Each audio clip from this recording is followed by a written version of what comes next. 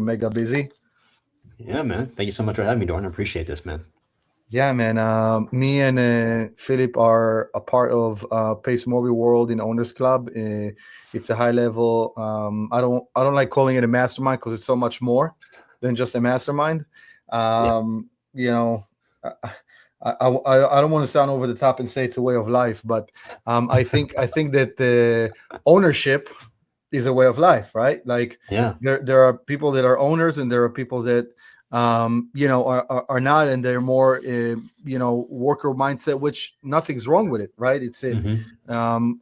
My parents and maybe your parents were Mm-hmm. working bees. My dad worked Yeah. worked worked himself. I don't want to say to death, but he was a very hardworking blue collar guy, and Mm-hmm. he made an honest living. And there's not enough good things for me to say about people making an honest living that are non owner mentality. So it's all good. Yeah. Philip, again, really excited to have you here. I know you're doing Yeah. a lot of nice things. I would even go as far as say great things in the fix and flip and rental world of real estate. Why don't we just get to know you a little bit before we dive into like what do you do and what you're about? Like Sure. who's Philip Tai on in a nutshell? Man, that's a loaded question, brother. I'm So I sorry. mean, I just there's a lot of things, right? There's a lot of things about a particular person. So I guess who am I? I'm a former Marine, former felon or current felon, real estate investor, business buyer, and then also just really excited to keep on learning, getting better, that 1% better every single day. I mean, in a nutshell, like if I had to put like one sentence on it, that would be the sentence, right? I never took you for a Marine. You look too nice of a guy. Not to say Marines are mean. It's just Yeah. that, you think Marine, you think, Mhm. wow, I have an extensive background also. I wasn't a Marine like you, but I was in a military academy and then in service. So totally acknowledge, respect, and really know the value that gave us to life, right? Mhm. Yeah. With everything we do, right? Like even our Mhm. professional, I think, endeavors, we took a lot of codes, right, of things Mhm. um, from that past.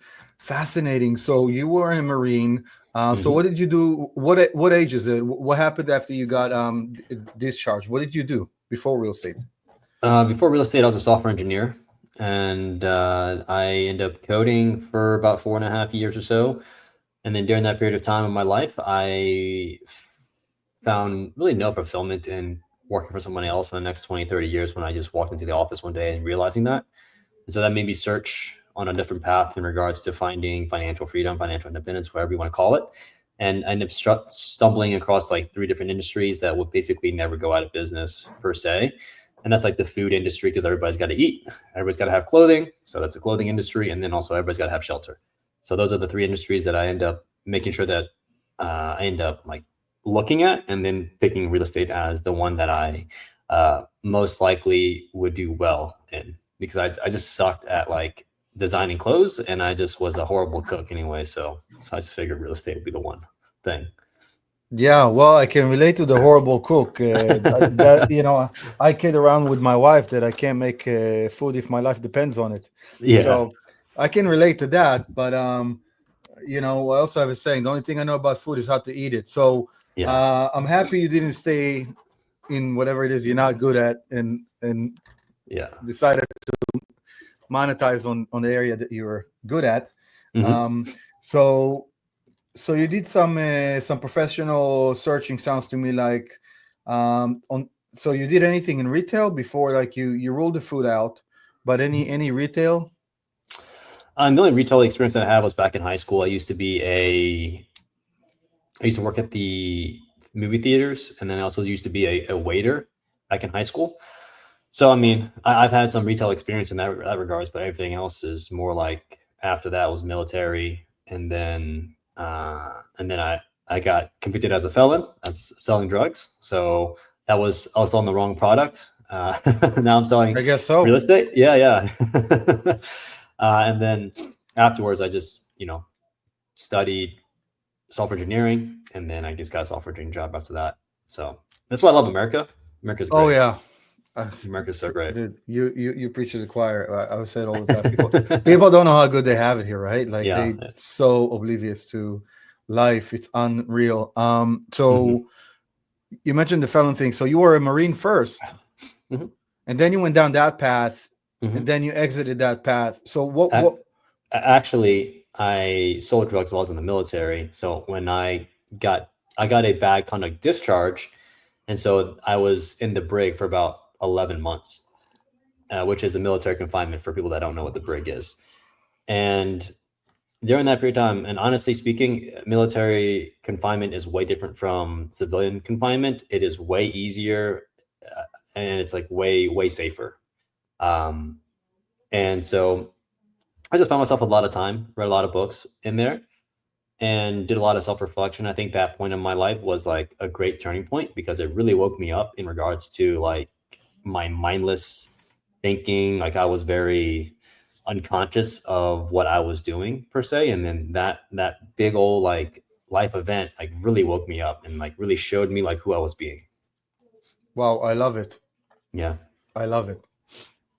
I was in one for about I think it was 2.5 3 weeks. Hmm. Um, so yeah, so it's completely different. It's completely different than the civilian one.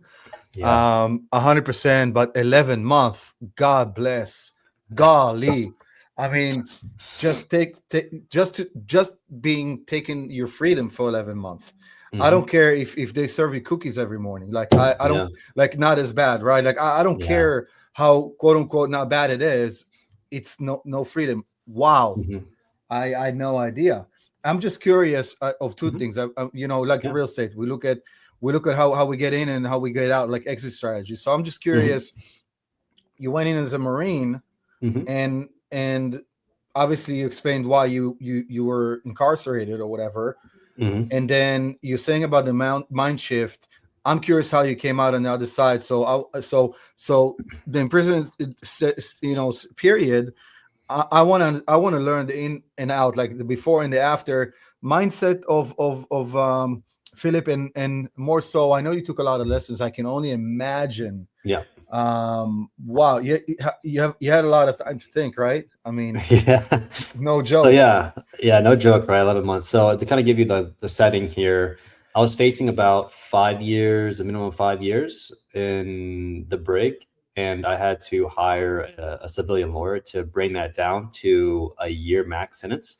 So kind of think of it like three different tiers in the military judicial structure. There's like your unit where you get like kind of like a county level, and then you have like a state level, and then Mm. you have a federal level. So I was at a federal level charge with a minimum of being at least like 5 years based on my charges. So in order for me to bring it down to a state level, which is a max sentence of a year, I had to hire a civilian attorney, paying him about $20,000 to get it down to that. So I had to plead guilty, and then that which will bring my charges down to a state level, which max sentence would be a year. So mindset going in was like scared to death, very, as you can imagine, like I've never been through this process again or before. And so there's a lot of things going in my head. And it really, was probably one of the scariest points of my life. And I had to tell a lot of like, not to tell, I had to tell like my parents. And that was like the most dreadful thing that I had to do. Felt a lot of regret, shame, and then like a lot of loneliness at the same time because I'm just going about by myself and I don't want them to come see me in the way that I'm at right now with handcuffs and etc. So I was very alone at that period of time, and then I came into the brig, military confinement. Like a couple of nights were kind of me telling myself this wasn't real, and was really like I broke down in prison, like I feel like a lot of people do, cried and like really just thinking to myself this will be a dream when I wake up. But that didn't happen. So I woke up in like a concrete cement kind of cell, with like what you see on TV or shows. Like there's like a stainless steel like like port like toilet with the water with the sink, and then like you have a like a metal stainless steel desk connected to the wall, and that's your living. And it was just really cold. So it was just cold and bright all the time. In during my period of confinement, I reflected a lot on myself going into it. Like I was I think the first couple of days I was like in denial, shock, and blame. I blamed a lot of folks, and when I was in my position, and then after like probably I would say a week into it, I just forgave everybody that got me there. I just basically took responsibility of where my life was at the current moment. And that right there, that like one little like thought, that act helped me be liberated from all the negative things that happened to the past where I could not change. I'm just here I'm here where I'm at, and I just gotta make the best of the situation and learn from my mistakes, and then move forward. During this period of time too, I read a lot of books. I tried to find Jesus. I could not find Jesus because I just, out of a humor, I just see a lot of movies where people find Jesus in jail, and I guess it just never connected with me for whatever reason. Maybe later in life, but I talked to um, preachers and whatnot, and just try to understand things. It's kind of funny that way. Read a lot of books on self improvement, self help, and then I think I devoured like 50 books and during that period of time. I mean, like I had a lot of time to read, so I just figured I'd read. And then, to be honest with you, like the break itself is very simple. I mean, life is very, very simple in the break. All you have to do is just wake up and just being told what you're doing, and you're gonna get 3 square meals a day. You have no like stress really. If you think about it, you have no bills you got to pay. There's no one's texting you, no one's calling you, no one's asking for money, no one's requesting any money. You don't have a job. Like you really don't do anything except for the things that you've been scheduled to do. And so like it's very simple. And then when I got out of the military confinement, I actually went through a depression phase for like 18 months, because now you have the shame, the guilt, all these different things that come with you. So to give you an idea, like I went to the military out of like retail, as a, as a server, as whatever, as like a restaurant server. And now I'm going backwards to where I was at. Like I'm doing a real serving job. And that like really like hurt, because like in the last like 4.5 years, I went nowhere. Like I just went backwards basically. And so that really stung a lot with me. And I was living in my mom's basement because I was just like had no money at the time. And so that was very depressive in that period of time. But during that time, I was going to school, I was going to work, and then I was really trying to get my software engineering job and career started. And so, luckily enough, I actually did get all that completed. It had some happiness towards it, because I read a lot of books in the military, in the confinement, saying like, set goals for yourself when you get out, et cetera, et cetera. So I would work out, I would go to school. Then after I got my job as a software engineering, there was still a little bit of emptiness, because I didn't want to face my demons at night. And so what I ended up doing was What were your demons that you didn't want to face?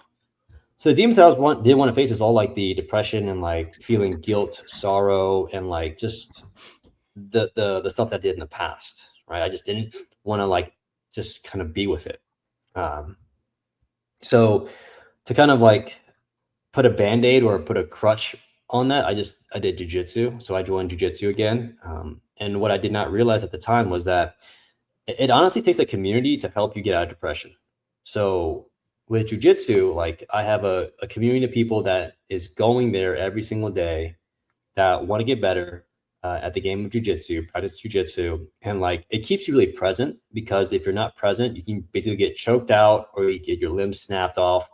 And it really keeps you focused at the same time. And it's great for problem solving. It's good workout. And like everybody doesn't care what happened in the past. They just care about you as a person getting better and just like kind of showing up every day. So yeah, so it helps you with the mindfulness activity, because you have to be grounded in the moment, so your body is not drifting away back into the depression stages. But it also gives you a very intense exercise. I don't know if people know. People think like 30 seconds is not a lot of the time, and I say, well, try to spar in jiu-jitsu for 30 seconds. Let's see what you think. Like, is it a long time or not, right? Which the physical activity, and that's the second thing I was trying to go for, is also very, very good. Studies show, which you probably know, to help with those type of symptoms, right? Like the depression, the anxiety, even all the things that come with it. So you literally got like a twofold win with the jiu-jitsu. Both of those things, and like you said, the communal aspect of it, right? Yeah. Which was amazing. Good call, man. That's Yeah. amazing. Yeah, I mean, it was kind of like on a whim, like I used to do jujitsu back in the day when I was in high school, and then military. When during the military, I took a backseat of jujitsu, and then when I came through all that stuff, I kind of like, I should probably just join jujitsu because I don't feel like just chilling in my house, and then just kind of being alone or going to the gym. I think working out is great for anybody, but I'm just the person. I just need community to I just need another person to talk to when I'm working out, or have a person that can set goals with. Yeah. So jiu-jitsu definitely did that for me. And, when I started jiu-jitsu, it helped me understand my problems better because I'm always problem solving for the next hour when I'm in jiu-jitsu. Right. What do you mean by that? How so? So problem solving in jiu-jitsu, you have basically two people trying to impose their will on each other. Oh, try to survive. Got it. Yeah.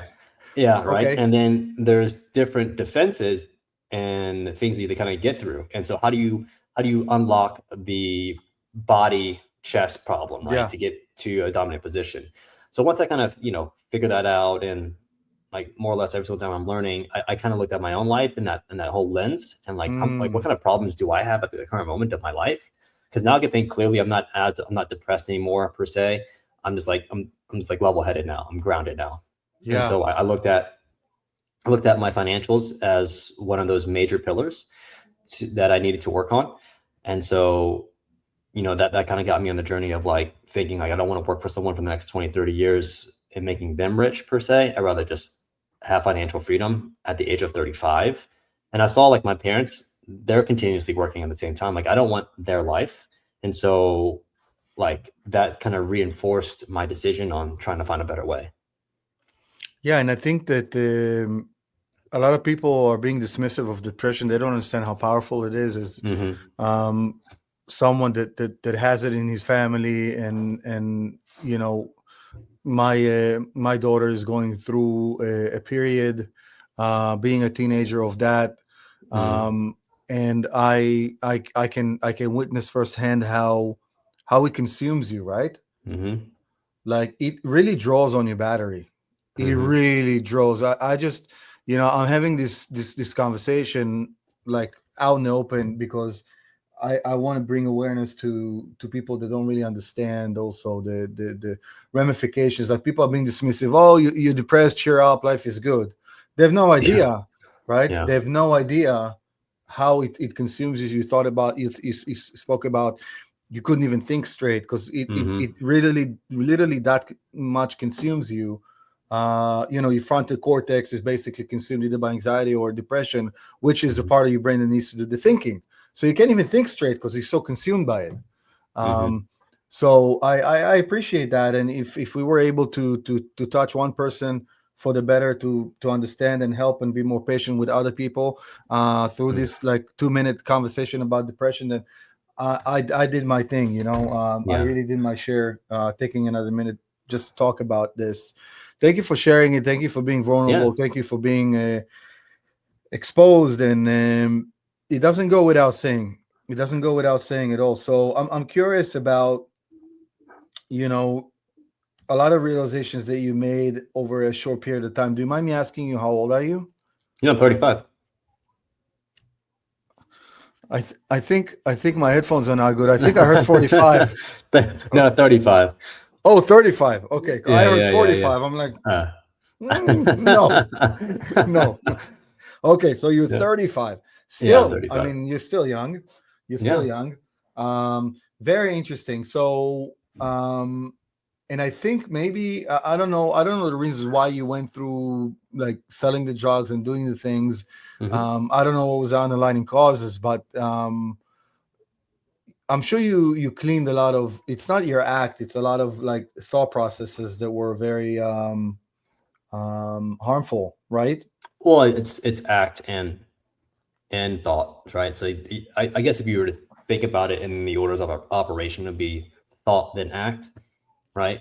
But it was a little bit of both. I had my reasons on on why I wanted to do what I did. I won't expose them just because it might have some harm down the line effects for somebody else.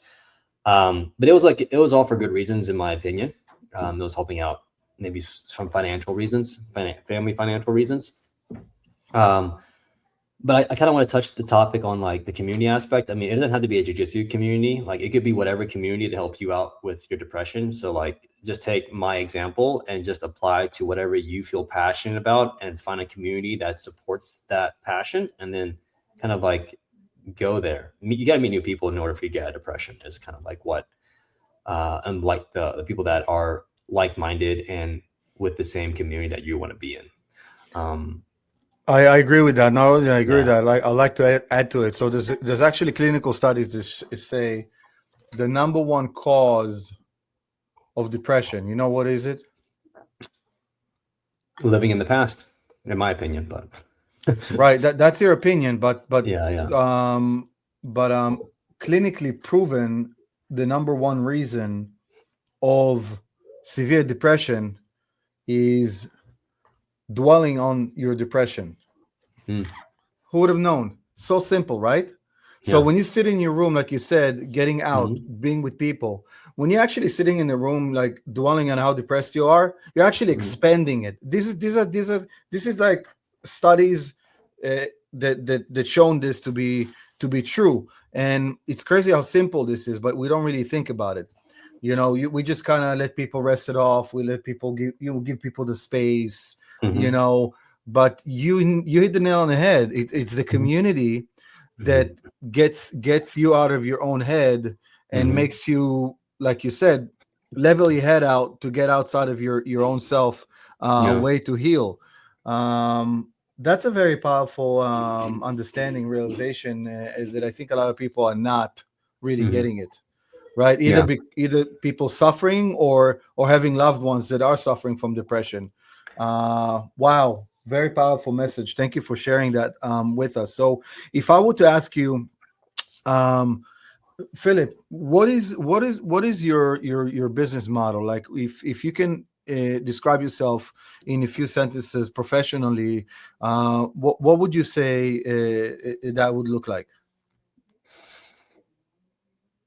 In the real estate sense, so that's a good question. I haven't thought about that, but if I had to describe myself professionally,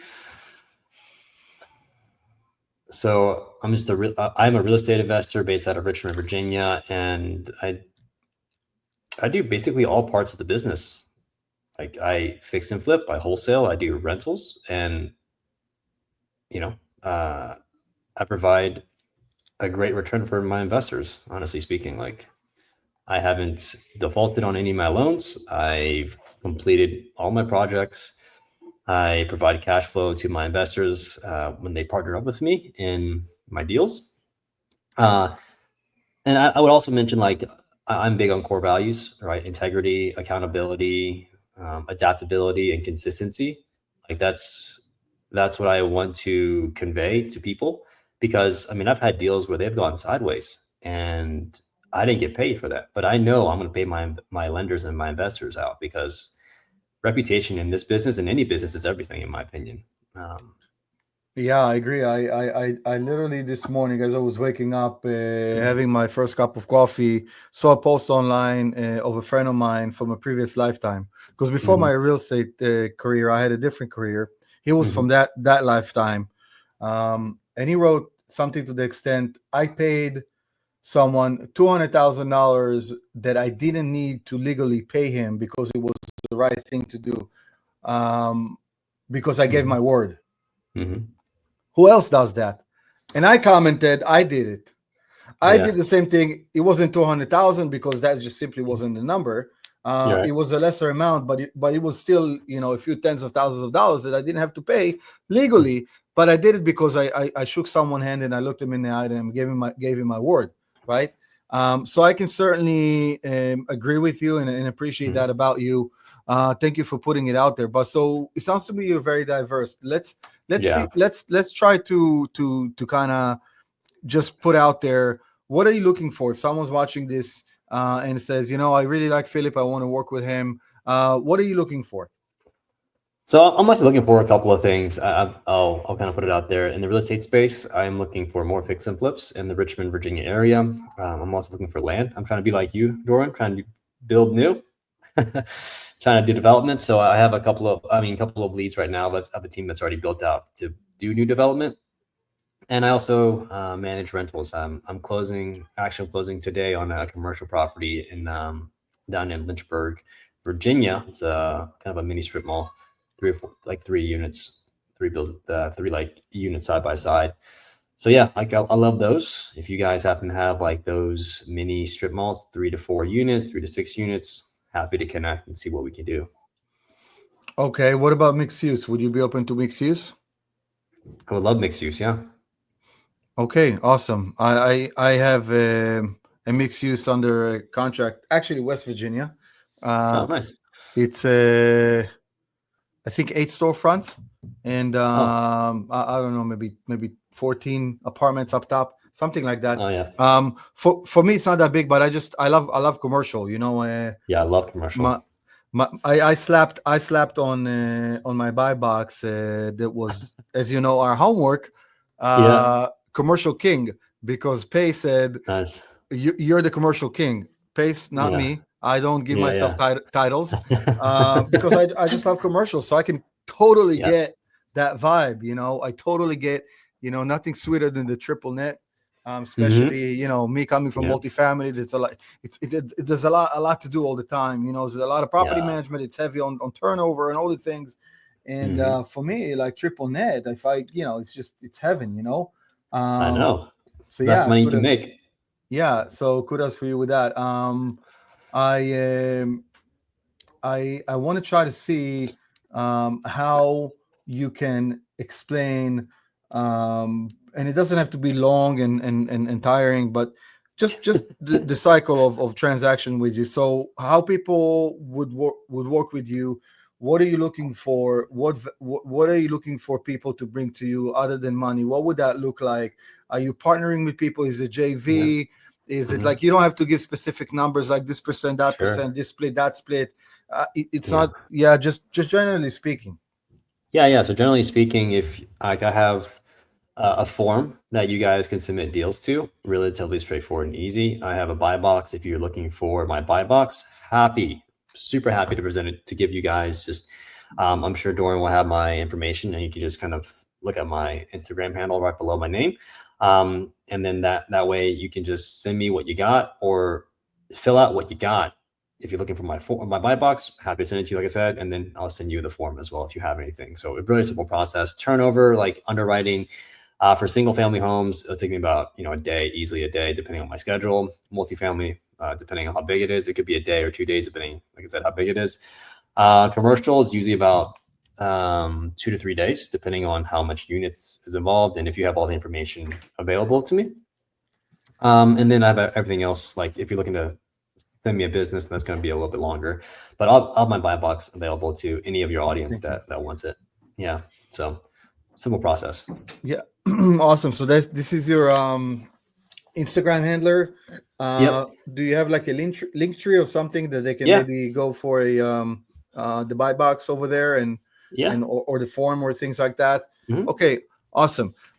So you're looking for capital. Are you looking for, say, operators in the, like, where are you buying? Just in your local market or outside the state, like outside of that? I will buy my local market for sure, but I'll also buy out of state if there's an operator in place, like a good operator. I think running commercial property is pretty straightforward and easy. I don't think it's like crazy hard. If the person sends me a deal and wants part of the deal, perfect. We can do like a wedge method or whatever it may be. So it like wedging you into the deal. If you want ownership of the deal, let's work something out. I'm happy to do that as well. So I'm happy to partner with folks that want to partner. So Yeah, great. That's amazing. I hope that people will do that. I can personally speak for the fact that you're a very hardworking guy, and you do understand the things that matter in life the most. Money is good and all, and it's important, but You say, and you touched on something that I live by. My reputation is my most valuable asset. It's more than, money or anything else. Nobody can pay me enough money for my reputation, and for Yeah. that reason alone, I think people should connect with you, for sure. I want to thank you so much for Yeah, your brother. time. I want to tell you that I was really really happy that we had an opportunity to connect. Yeah. You know, we see each other in the community, but we got so much going on. Every time we meet, we don't really get to hang. So um, it's good Yeah. stuff, man. It's good stuff for sure. So do you have any any kind of a tip that you want to leave our listeners with? I always try to give value to people coming to my podcast, if they're just like newcomers or they just new into the Mhm. real estate, something you feel might be from your experience benefiting them when they start a real estate career. Yeah. So over the last, I would say, 8 years, almost 9 years that I've learned, it's and my I've seen this like probably multiple times with certain people. Had a really good mentor of mine, really good friend as well. He worked on his mindset for the last 10 years, and he made real estate look easy because of it. So what I mean by that is, like, he did 10 years of inner work, understanding his triggers, making sure that he is solid as a human being, is conscious, being aware of his how he shows up in life. And when he made that change, when COVID basically wiped out his nonprofit business, he pivoted into real estate, and he looks as real estate as a game of consciousness. So if you improve yourself consciously, spiritually, whatever it may be, then the real estate game will be easy. And I've seen that over and over again. Like, his first year, he made basically high six figures, and then the second year, he made seven figures. It's crazy. I've seen that growth so many times, and he's taught me, like, just just mindset. It's all mindset, I think, in my opinion, real estate and in life. So if I was new again, I would just improve my mindset and then just conquer real estate that way. Um, yeah, that's what I would do over again. Yeah, very If I had solid to. advice. Very solid Yeah. advice. I went through the travel of the six figures to the seven figures to the eight figures, and I couldn't agree with you more. Sometimes we don't go for the things that we go because we don't even ourselves believe that either we're worthy of them or Hmm. capable of doing them. So, um, I say quite often to people that the only thing in your way is you, Yep. right? So your mindset is so critical. What an awesome advice to finish this podcast. I want to thank you so much for that, and I'm sure our audience will also appreciate that as well. Thanks, So Doron, bro. thank you for stopping by. Yeah. I'll see you soon in a couple of weeks, right? Yeah. We sure will go to Squat Up Summit, brother. Hell yeah! All right. All Thank you so much. right, man. Talk to you later. Take care.